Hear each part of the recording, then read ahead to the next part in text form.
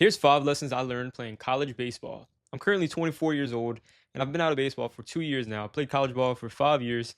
My first year was the 2020 COVID year, so you all know how that how that went. So my first year of college ball was pretty crazy, but I've learned a lot of lessons from college and playing baseball throughout my entire life. And here's some lessons that I think can carry over into life. So lesson number one, we have who you surround yourself with is the number one key to your success. All right, the team you play for in high school in travel ball, it determines a ton in how you go about, getting recruited, playing time. I mean, it determines a ton of stuff. It determines how hard you will work. It determines what you think actually being good is. It determines what you actually classify as being successful as a baseball player is. And it's the same in real life. If your friends are all content with being overweight, being 20% body fat or more, they're all content with just staying in a 9 to 5 that sucks their soul. They're all fine with, just partying all the time, not doing anything with their lives except just showing up, being the zombie all the time. That's going to lead you to having those expectations as well. And it's the same in baseball. If you surround yourself with a ton of people that don't care about baseball, basically, it's going to be much harder to be successful. You see, for me, I had an issue in high school with a team that did not care about being good at baseball. Whenever I got to college, I finally seen players that cared about baseball, and it took my playing abilities to another level. I started smashing the ball, hitting the ball consistently in college. In high school, I didn't have anybody really pushing me. I was like the number one person that cared about baseball, and nobody else like truly did. When I got to college, it was a team full of people that actually cared. Okay. And that's why I think it's super important because imagine in high school if I actually had people that cared about playing baseball around me. It would have made me that much better. I would have had that much of a better opportunity to play college ball at a better school. This is why it's so vital to surround yourself with good people. All right. The second thing that playing college baseball taught me was genetics play a massive role in your success, but it's possible to overcome disadvantages with enough work. All right. I'm not here to sugarcoat. Genetics matter a ton when it comes to athletics. It's the number one thing that's going to determine if you go pro, play college ball. College ball, I think with enough work, most people can play college ball if they put in enough work throughout the years growing up. Now, getting to the pros and major leagues, genetics, let's be honest, it matters a ton. It matters a ton. Now, in real life, how would this, you know, impact? Well, genetics when it comes to bodybuilding per se. You have some people that would touch weights and they automatically blow up. You have others that have to do 5, 6, 7 years to get enough growth to look good compared to a guy that just touched the weights for a year, not even a true plan, eating whatever they want, and they blew up. It's the same with baseball, right? You have the guys that they're like 6'5", and they just naturally throw 90 miles per hour or harder. They basically get handed a free pro contract without putting in too much work. This is how it's like in life too with certain stuff. Let's say it's muscle building. Maybe it's a crazy high IQ. You just actually apply yourself a little bit, and boom, you have a crazy business. Um, Maybe you're naturally born very charismatic. Okay, that's a huge advantage. But like I said, with enough work, you can overcome these disadvantages. All right, with enough work, enough reading. If you have bad IQ, you'll get smarter, and eventually, I think anybody can make 6 figures a year if they learn and try to. Right. And another thing about the genetics thing. Listen, I'm 5'8". Playing college baseball at 5'8", it's a pretty good pretty good success, and I started every single year as in college.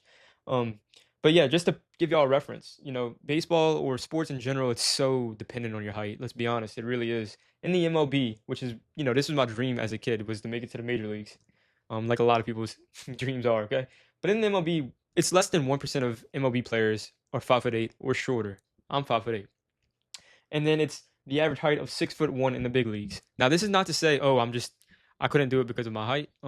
It's just to say that the height is super important. Okay, it just is because what does height lead to? It leads to your ability to throw harder, hit harder, run faster, cover more ground. Okay, and this is just the brutal facts of life. Okay, sometimes you have to face it.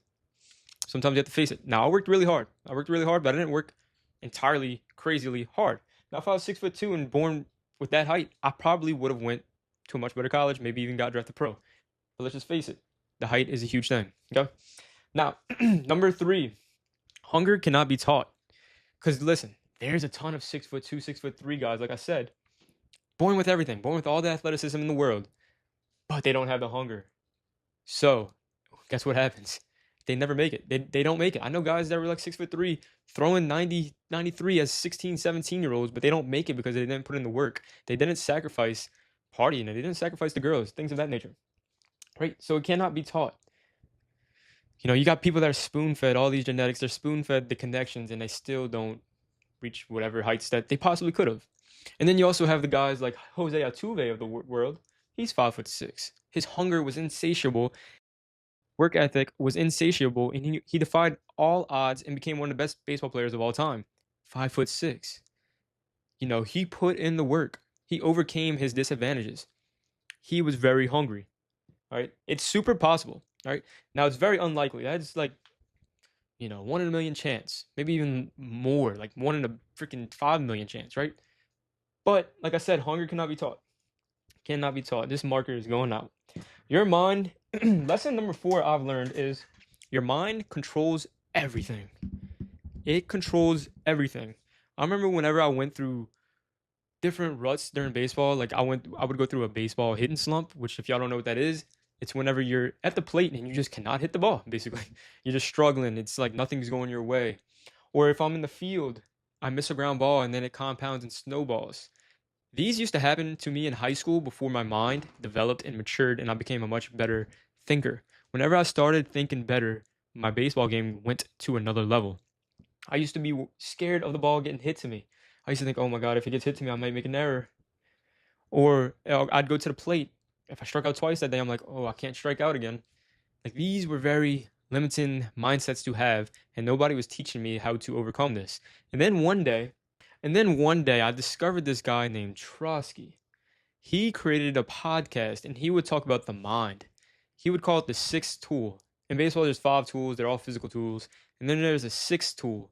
And he would call this what the big leaguers have, which is their ability to handle adversity. Their ability to play with confidence, swagger, and be a rock, be a bulldog, be the grinder. They were the person that can bounce back anytime they made an error. They struck out. It didn't shake them. They were a rock. They were unfazable. And I just continued to listen to this dude before every single game in college. And I kid you not, but I had the best fielding career possible as a college baseball player. I legit barely made errors. I don't think anybody made less errors than me in my 5 years of playing college baseball on any of my teams I played. Now, of course, I made errors because it's going to happen when you play baseball. But I contribute this to Trotsky, the mindset.